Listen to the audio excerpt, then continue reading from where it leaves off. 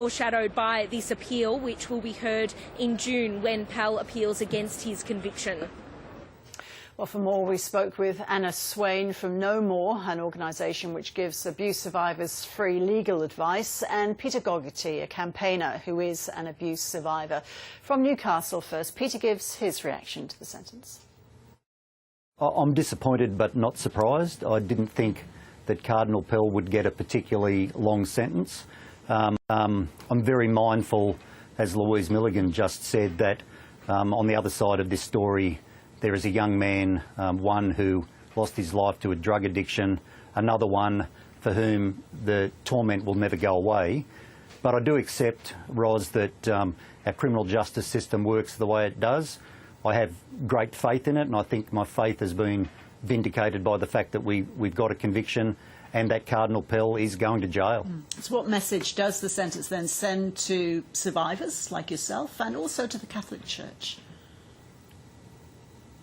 Yeah, look, I think the big message to survivors and to anyone out there who may be a victim of sexual abuse within the Catholic Church, or for that matter any other institution, I think the message is that if you come forward, you will be believed, and you can have great faith that in Australia at least, nobody is beyond the reach of our criminal justice system.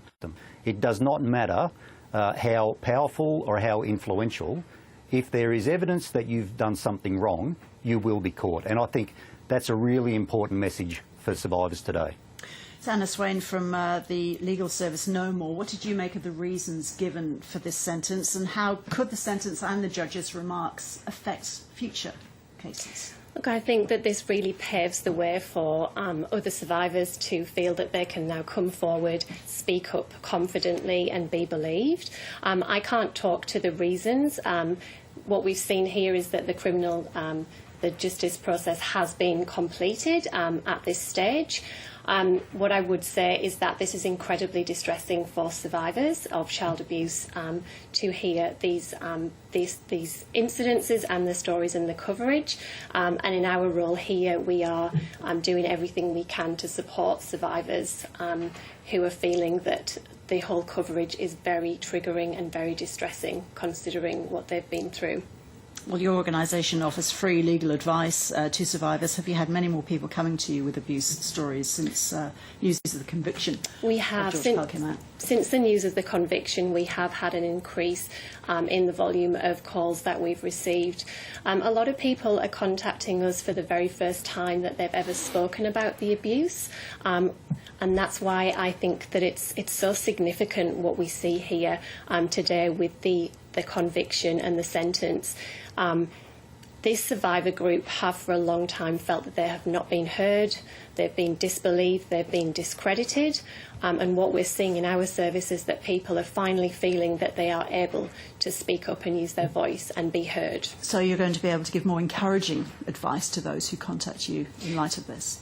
Look, I think that in terms of the options available for survivors, we certainly advise on all of those. We are a service that specialises in advising around the National Redress Scheme and other compensation options, but we can certainly talk about the criminal procedure as well generally. But I think this is a very, very significant day for all survivors. Peter Gogarty, the judge made note of a greater understanding now, he said, of the devastating impact child abuse has on survivors. Do you feel that's the case after the sentence and also in the aftermath of the Royal Commission? Yeah, I do, Ros. I think, and that's a really important thing to come out of the last few years, and particularly the Royal Commission. I think, you know, I used to hear stories myself, and I heard other survivors saying the same thing, that people would say, look, that happened years ago, just get past it. But the reality is, Ros, that people can't just get past it. This is something that fundamentally alters people's lives, some to a lesser extent than others, but there are no survivors of child sexual assault who get by in their life unscathed.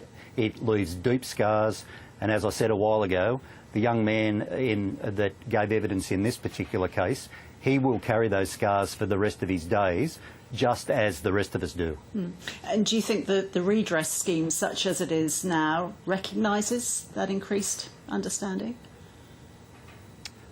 Look, sadly, I have a great deal of misgivings about the redress scheme as it currently stands. I think a number of institutions have still not signed up for it. I know people who have tried to get access to the redress scheme are finding it quite bureaucratic, when really what they need is something that is very much trauma focused, if you like, the sorts of problems that people are confronting. I think there's a Senate Select Committee, I think, at the moment looking at that scheme.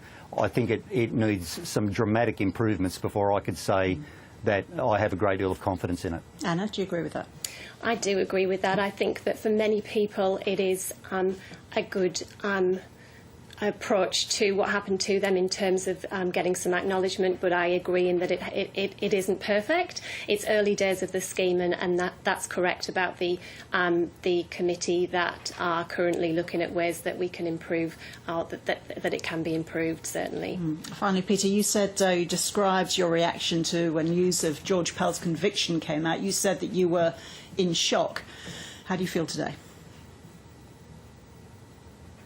Yeah, look, I think the significance of this is taking a long time to sink in for me and for others. And I think, as I said earlier, Ros, I think we need to accept that the criminal justice system, and as His Honour said, Cardinal Pell is being sentenced for this particular crime. But I think the significance of Cardinal Pell, the footprint that he has left on Australia over the last couple of decades, and his arrogance and belligerence, I think, has left a mark on people. And I think the shock then that he can be convicted of sexually assaulting two young men, I think it really is a case of that shock needing to set in. And I think we've seen it in the last couple of weeks. There's been some understandable anger about that. I truly hope, though, that this will provide some sort of incentive for the Catholic Church to make genuine steps forward, because I don't think that we've yet seen that. Despite everything from the Royal Commission and all of these convictions, I think the Catholic Church still has a long way to go. Peter Gogarty and Anna Swain, thank you both. The British Parliament has delivered a crushing blow